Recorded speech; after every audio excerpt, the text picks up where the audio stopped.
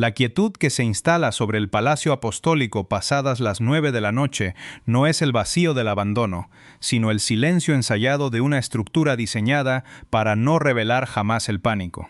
El 15 de junio, el ritmo nocturno del Vaticano ya había apagado las luces de casi todas las oficinas administrativas. Los pasillos de mármol quedaban bajo la custodia muda de la Guardia Suiza, inmóvil tras las pesadas puertas de madera del segundo piso. Sin embargo, en la sala del concistoro, el orden familiar había sido desmantelado en secreto. 13 cardenales, convocados esa misma mañana a través de cartas manuscritas, selladas con la insignia papal y entregadas directamente en sus residencias, cruzaban el umbral para encontrarse con una geografía alterada. El familiar semicírculo litúrgico había desaparecido. En su lugar, las sillas rodeaban una mesa larga y oscura. En la pared del fondo, los oficiales de la seguridad vaticana vigilaban con la vista fija en las puertas cerradas. No había secretarios esperando instrucciones, no había asistentes con carpetas de notas, no había portavoces preparando comunicados de prensa. La consigna del documento manuscrito había sido inequívoca. Venir solos. El aislamiento era absoluto.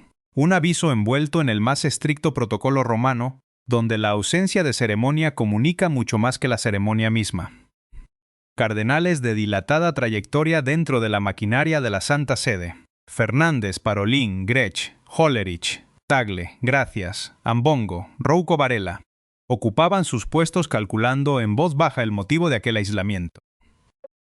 En los hilos tensos de la conversación cruzada, algunos intuían la inminencia de la ruptura con la Hermandad de San Pío X, cuyos líderes pretendían consagrar 4 nuevos obispos el 1 de julio sin mandato pontificio. Un desafío explícito de excomunión automática. Otros suponían una estrategia previa al consistorio general del 26 y 27 de junio. Pero ambas explicaciones eran limpias, lógicas y completamente erróneas. El sistema intentaba protegerse del miedo mediante la burocracia, pero las teorías morían lentamente ante la falta de información, transformando a los más altos dignatarios de la Iglesia en sospechosos dentro de un silencio que aún no lograban descifrar. A las 9:12 de la noche, la puerta se abrió. El Papa León XIV entró solo. Vestía una sotana blanca lisa, despojada de estolas ceremoniales o capas, sin más escudo visual que la propia blancura de su investidura. El hombre que había regresado de España hacía apenas 3 días tras recorrer Madrid, Barcelona, Montserrat y las Islas Canarias, no ofreció saludos individuales ni buscó diluir la tensión en la cortesía. Se sentó a la cabecera, colocó una fina carpeta frente a él y sostuvo la mirada con cada uno de los presentes, hasta que la pausa se volvió estrictamente personal. Al abrir el expediente, el pontífice introdujo la verdad que nadie dentro del Palacio Apostólico quería pronunciar. Una auditoría interna y discreta de 27 páginas revelaba que canales financieros ocultos habían operado durante al menos 7 años sin supervisión dentro de 3 dicasterios.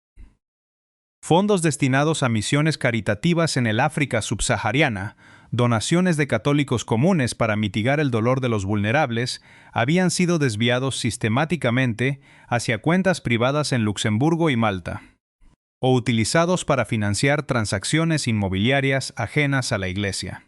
14 millones de euros asignados a la ayuda humanitaria en África Oriental habían desaparecido en una sociedad instrumental sin empleados ni oficinas. La voz de León XIV no se elevó. Y esa contención hizo que la acusación resultara más fría. No describía errores administrativos, sino un patrón organizado para evitar la detección. Mientras el rostro de los cardenales palidecía ante el peso de los datos y las implicaciones de la responsabilidad diplomática y moral, el Papa fijó la advertencia central. Los próximos 11 días decidirían si su pontificado significaría una reforma real o se convertiría en otro fracaso institucional enterrado bajo los ropajes rojos. De inmediato, deslizó el segundo documento. Una comunicación de 5 páginas del Superior General de la Hermandad de San Pío X, que confirmaba la decisión irreversible de proceder con las consagraciones del 1 de julio en Écone. Frente a los intentos de la mesa por matizar las responsabilidades históricas de la ruptura, el Papa cortó los argumentos con una precisión cortante. Las advertencias oficiales se habían convertido, dentro de la institución, en palabras sin peso, en procedimientos vacíos que ya no evitaban la humillación del cisma. La verdadera fractura de la noche ocurrió cuando el Papa se detuvo ante el tercer documento. No lo deslizó ni lo abrió. Mantuvo su mano plana sobre el papel, y los cardenales más cercanos notaron el temblor evidente en sus dedos. El hombre que había gobernado una orden religiosa durante 12 años con una compostura de hierro. El agustiniano de Chicago que asumió el peso de 1.000 millones de católicos. Cerró los ojos con una humedad visible que ningún protocolo podía interrumpir. Con la voz quebrada, el pontífice se despojó de la armadura institucional para relatar su regreso al Palacio Apostólico, donde los informes de dinero robado y obispos rebeldes contrastaban con la realidad exterior. Evocó entonces su estancia en Barcelona, bajo la estructura incompleta de la Sagrada Familia, donde una mujer anciana de manos ásperas por el trabajo le había tomado la mano llorando, suplicándole que no permitiera que destruyeran la iglesia. León XIV admitió ante el consistorio privado haberle empeñado su promesa, pero ahora, confrontado con la resistencia interna que saboteaba cada intento de limpieza, planteaba una pregunta extenuante que quedó suspendida en el aire, mientras el reloj detrás de la pared marcaba los segundos de una exposición humana demasiado profunda para ser tocada por la diplomacia. ¿Cómo sostener la estructura de poder cuando el límite del hombre encargado de dirigirla ha quedado completamente a la vista? La vulnerabilidad expuesta sobre la mesa de la sala del consistoro no se tradujo en capitulación, sino en una transformación gélida de la autoridad. El silencio se quebró cuando el Papa se enderezó y se puso de pie con una brusquedad que hizo que la madera de su silla crujiera contra el mármol como el roce de metal sobre piedra. Toda la suavidad de su voz había desaparecido. Para los 13 cardenales, el quiebro de León XIV no había sido debilidad, sino el desmantelamiento de su última capa de cautela. Apoyando ambas manos sobre la mesa, el pontífice les recordó que él no había buscado aquella oficina, que no había tejido alianzas previas al cónclave ni aceptado la tiara por deseo de poder. Lo habían elegido para actuar, y la hora de cumplir esa expectativa había llegado. El enfrentamiento con la estructura comenzó con las objeciones en la mesa. El cardenal Rueta fue el primero en reaccionar, advirtiendo con cautela diplomática que si la auditoría se filtraba antes del consistorio, la reacción mediática sería incontrolable. El Papa cortó en seco el desvío. El miedo a los titulares no volvería a decidir si la Iglesia decía la verdad sobre sí misma. El sistema, acostumbrado a proteger la reputación por encima de la justicia real, chocaba con un muro. El consistorio programado para el 26 de junio ya no sería protocolario, sino un juicio abierto donde León XIV exigiría transparencia, auditorías externas y la renuncia de cualquier responsable incapaz de justificar los balances de sus departamentos. La atención se trasladó al plano operativo. Mirando a Fernández, el Papa le ordenó preparar el terreno para que, al día siguiente en Castel Gandolfo, se emitiera un último llamado público a la Hermandad de San Pío X. Luego, exigió a Parolín que la Secretaría de Estado entregara antes del 23 de junio un inventario detallado de cada movimiento de los 3 dicasterios señalados. Parolín asintió con el rostro inexpresivo y las manos apretadas bajo la mesa, consciente de la resistencia silenciosa que aquello despertaría en los despachos del palacio. Pero León XIV no ofrecía una consulta ni buscaba suavizar el golpe. Durante 47 minutos, el Papa guió a los cardenales a través de la auditoría financiera, confrontándolos con la discrepancia entre el lenguaje oficial de la caridad y el destino de los fondos. Les mostró cómo 14 millones de euros para alimentar a niños en África Oriental terminaron en una empresa fantasma en Luxemburgo. El silencio se tornó insoportable cuando el Papa preguntó qué clase de hombre viste ornamentos sagrados, sube al altar y roba a los vulnerables. El cardenal Brisland detalló el dolor de esa corrupción en las parroquias de Sudáfrica, despojando al escándalo de abstracción burocrática. Al mismo tiempo, el cardenal Ambongo denunció cómo, al intentar alertar sobre estas irregularidades meses atrás, se le pidió paciencia, un término que el Papa definió no como una virtud, sino como una herramienta del sistema para dilatar la rendición de cuentas. Involucrando al cardenal Grech, el Papa cuestionó el proceso sinodal. La admisión de Grech de que los avances eran insuficientes confirmó el diagnóstico de León XIV. La institución respondía con comunicados en lugar de acciones. Frente al cisma de la Hermandad de San Pío X, el Papa rechazó soluciones intermedias. Informó que había redactado una carta directa para el padre Pagliarani, advirtiendo que las consagraciones tendrían consecuencias reales. Cuando Hollerich sugirió buscar una unidad sin uniformidad, el Papa zanjó: no permitiría que se desmantelara la casa desde fuera. Ante la advertencia de Parolin sobre la inaudita convergencia de 3 crisis simultáneas, León XIV dio la respuesta definitiva. La presión es cómo se forman los diamantes, y la Iglesia había estado fría durante demasiado tiempo. Alrededor de las 11 de la noche, las pesadas puertas de la sala del consistoro se abrieron. El silencio que había dominado la reunión no se disipó, sino que se fragmentó en una discreta actividad de pasillo. Algunos prelados pasaron junto a León XIV, ofreciéndole breves palabras de apoyo o un gesto de cercanía física, desprovisto de toda formalidad cortesana. Conscientes de haber sido testigos de un momento en el que el pontífice se había quebrado para luego endurecerse ante ellos. Otros se apresuraron a abandonar el palacio. Antes de alcanzar la salida de los corredores de mármol, varios de ellos ya buscaban sus teléfonos móviles. En la política del Vaticano, el vacío de información se llena con rapidez, y los primeros hilos de resistencia y control de daños comenzaban a tejerse en la oscuridad de la noche romana. En la sala vacía quedó únicamente la carpeta sobre la mesa. León XIV permaneció allí durante 20 minutos más, bajo la única lámpara que iluminaba la madera oscura. Rezó sin la rítmica formal de la liturgia pública, sino con la urgencia despojada de un hombre que se sabe completamente solo frente a la tormenta. Rogó por la mujer de Barcelona, que le había suplicado salvar la Iglesia, por los niños de África Oriental despojados de la ayuda humanitaria, por el padre Pagliarani ante una decisión que amenazaba con desgarrar la unidad, y por sí mismo, pidiendo no consuelo, sino la fuerza necesaria. Al retirarse, sus pasos solitarios resonaron por el palacio. Un guardia suizo que se puso firmes al verlo pasar notaría más tarde que aquel rostro papal reflejaba una humanidad desgastadora. La marca física de quien lleva el peso de una institución sobre los hombros.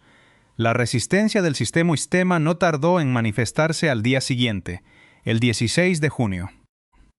Mientras el Papa viajaba a Castel Gandolfo, buscando el aislamiento de sus jardines antes de comparecer ante la prensa a las 4 de la tarde, los engranajes internos de la curia ya se movilizaban. No hubo podios oficiales ni comunicados depurados por la Secretaría de Estado. De pie ante una docena de cámaras con las colinas de Alban a su espalda, León XIV ofreció declaraciones directas. Al ser interrogado sobre la Hermandad de San Pío X, el Papa pausó durante 3 segundos antes de responder sobre la excomunión. Declaró que la Iglesia debía avanzar si ellos rechazaban el Concilio Vaticano II y que la verdad tenía costos que debían asumirse. Sus palabras causaron alarma inmediata en las cancillerías eclesiásticas. Las líneas de resistencia se activaron mediante consultas discretas y mensajes enviados a través de manos de confianza. Las redacciones de varios informativos católicos recibieron indicios de que algo extraordinario ocurría dentro del palacio. Cuando el cardenal Fernández atendió una llamada urgente desde los Estados Unidos exigiendo explicaciones, se limitó a responder que el Santo Padre había hablado desde el corazón. Un código que en la diplomacia vaticana confirmaba que el Papa operaba fuera de los márgenes previstos por la burocracia. El 17 de junio, durante la audiencia general en la Plaza de San Pedro, León XIV se presentó ante los fieles con la compostura de siempre. Habló de su viaje a España y bendijo a los enfermos. No hizo mención alguna a la auditoría, al desvío de fondos ni a las advertencias hechas a los cardenales. Sin embargo, los 13 hombres que habían estado en la sala del consistoro sabían leer las pausas en su voz. Sabían que 3 plazos fatales avanzaban sin tregua. El consistorio decisivo estaba a solo 9 días, las consagraciones no autorizadas a 15 días y en su estudio papal. La auditoría detallaba nombres y firmas de quienes esperaban que la oscuridad siguiera protegiendo sus reputaciones. Robert Francis Prevost, el agustiniano de 70 años de Chicago, que nunca buscó el poder, se encontraba ahora en el centro del huracán, resuelto a convertir el dolor en un mandato de transparencia ineludible. La tensión acumulada durante las últimas horas encontró su cauce definitivo cuando el Papa decidió que la discreción del Palacio Apostólico ya no protegería la mentira. En el corazón de los 3 plazos fatales que avanzaban de forma simultánea, León XIV convirtió su mandato en un acto de confrontación abierta. Las máscaras de la burocracia, los tecnicismos diplomáticos y el lenguaje elusivo que habían resguardado las estructuras vaticanas durante décadas cayeron en el instante en que el pontífice se negó a tratar la crisis como un problema de relaciones públicas. No habría negociaciones a puerta cerrada, ni enmiendas ocultas en cajones curiales. El Papa situaba la verdad como un compromiso absoluto. Despojado de cualquier conveniencia institucional, el impacto de su determinación se sintió con fuerza en el diseño operativo que impuso a sus colaboradores más cercanos. Al exigir que la Secretaría de Estado pusiera sobre su mesa el inventario completo de los 3 dicasterios para el 23 de junio, solo 3 días antes del consistorio, León XIV bloqueó cualquier intento de dilación. La mirada fija en Parolín y el recordatorio explícito de que la presión es la forma en que se hacen los diamantes reconfiguraron el ambiente. Los cardenales comprendieron que se enfrentaban a una lógica distinta. El Papa ya no protegía el aula del escándalo. La estaba obligando a mirar el rostro de los desposeídos a quienes se había traicionado. La revelación línea por línea de esos 14 millones de euros, desviados hacia Luxemburgo, despojó de toda abstracción burocrática el sufrimiento de las comunidades en África Oriental, devolviendo el peso de la responsabilidad a las firmas y fechas registradas en el expediente. Al mismo tiempo, la firmeza frente a la Hermandad de San Pío X completaba este manifiesto de coherencia interna. Al redactar una carta directa de Papa a sacerdote para el padre Pagliarani, omitiendo los intermediarios de los dicasterios habituales, León XIV demostró que la autoridad pontificia ya no se diluiría en la inercia de las advertencias sin consecuencias. El sistema eclesial, habituado a responder a las crisis con declaraciones en lugar de presencias, se vio obligado a confrontar sus propios límites. La advertencia del Papa fue taxativa. La Iglesia no detendría su marcha por quienes se negaban a caminar con ella. Y el valor del Concilio Vaticano II no sería objeto de transacciones diplomáticas. La atmósfera en los círculos internos se transformó por completo a medida que estas decisiones se hacían irrevocables. Los 13 cardenales que salieron de la sala del consistoro ya no eran simples receptores de un informe confidencial. Se habían convertido en custodios de una verdad irreversible. Las llamadas telefónicas cruzadas entre continentes y los mensajes nerviosos que recorrían las redacciones informativas reflejaban el colapso del viejo orden de silencio. En la plaza de San Pedro, durante la audiencia general, el contraste entre el ritual público ordinario y la densidad de las pausas del pontífice evidenciaba que el aparato formal de la Iglesia ya no cumplía la función de ocultar las fracturas, sino que servía de escenario para su resolución. León XIV caminaba llevando consigo las promesas hechas a la mujer de Barcelona y la justicia debida a los niños de África Oriental, transformando el sufrimiento humano en el único criterio válido para el ejercicio de su autoridad. Con la auditoría en su escritorio y los plazos reducidos a días, el Papa consumaba la demolición de la fachada oficial, dejando al descubierto una estructura obligada a elegir entre la autoprotección institucional o la verdad desnuda. El eco de la plaza de San Pedro comenzó a apagarse tras la audiencia general del 17 de junio. Pero en las entrañas del Palacio Apostólico, el tiempo ya no se medía en horas ordinarias, sino en la vibración de 3 plazos que avanzaban sin tregua hacia su colisión. El consistorio general del 26 de junio se encontraba a tan solo 9 días de distancia. Las consagraciones no autorizadas de la Hermandad de San Pío X, a 15 días, y en un cajón cerrado con llave en el despacho del Papa. El informe de la auditoría financiera aguardaba con una carga latente de nombres, firmas, fechas y números que el silencio ya no podría proteger de la luz pública. Para la curia y el sistema que rodeaba la cátedra de Pedro, la realidad había cambiado de manera irreversible desde la noche del 15 de junio. Los 13 cardenales que habían presenciado la fractura y el posterior endurecimiento de León XIV llevaban consigo una certeza que ninguna llamada telefónica ni maniobra de pasillo lograba disolver. El Papa no gestionaría la crisis mediante la diplomacia del disimulo, sino abriendo la herida ante el colegio cardenalicio para exigir consecuencias directas. La resistencia del entorno institucional comenzó a manifestarse de forma sutil. En los murmullos de quienes temían que el colapso del prestigio comprometiera la supervivencia de toda la estructura. Sin embargo, el manifiesto de León XIV ya había determinado que el coste de la verdad era el único precio aceptable para restaurar la fuerza moral de la institución. En las misiones locales, especialmente en aquellas realidades vulnerables de África Oriental, donde la corrupción administrativa tenía consecuencias trágicas y directas, la marea comenzaba a cambiar de dirección.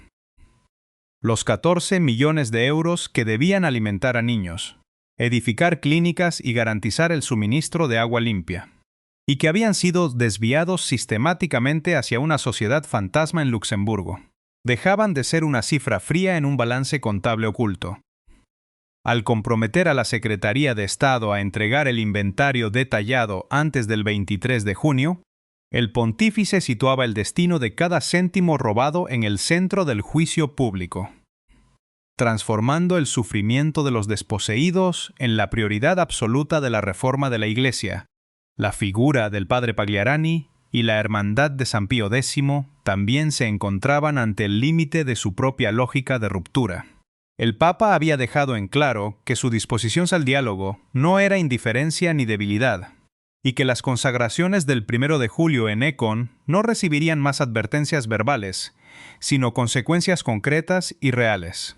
La Iglesia que León XIV se proponía guiar ya no respondería a las tormentas con retórica de procedimiento, sino con una presencia fundada en la honestidad de sus propios actos.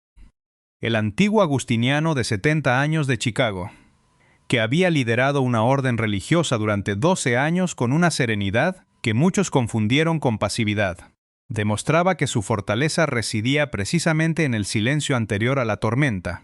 El drama institucional se redujo finalmente a su dimensión más íntima y humana. Al caer la tarde sobre Roma, los teléfonos enmudecieron y la correspondencia urgente dejó paso a la quietud habitual del palacio. En su estudio privado, León XIV contemplaba la carpeta de la auditoría, sabiendo que cada nombre escrito en ella representaba un lazo roto con el Evangelio. Pero su mente no regresaba únicamente a los números del fraude o a las sutilezas de la diplomacia eclesiástica, sino a la experiencia viva que sostenía su empeño. En el silencio de la noche, cobraba pleno sentido la promesa hecha bajo las bóvedas inconclusas de la Sagrada Familia en Barcelona. Aquella mujer anciana de manos ásperas y gastadas por el trabajo, que le había implorado que no permitiera la destrucción de la Iglesia, representaba la fe desnuda que la estructura del Palacio Apostólico había olvidado servir. Al comprometerse con ella, el Papa había asumido un peso que ningún protocolo vaticano podía aliviar. El destino de la institución no se decidiría en los despachos de los dicasterios, ni en las estrategias mediáticas de salvación, sino en la fidelidad a esas vidas sencillas que aún esperaban verdad, con la mirada fija en el horizonte de la ciudad. León XIV unió sus manos en una oración despojada de ornamentos litúrgicos. Era el rezo de un hombre que se sabía al límite de sus fuerzas, pero sostenido por una convicción inquebrantable. Al final de los corredores vacíos, donde el mármol reflejaba la luz tenue de la noche, las decisiones estaban tomadas. La iglesia, al igual que la Basílica Incompleta de Barcelona, seguía estando a un paso del colapso o de la gloria, pero ahora, por primera vez en mucho tiempo, caminaría con el rostro descubierto ante el mundo,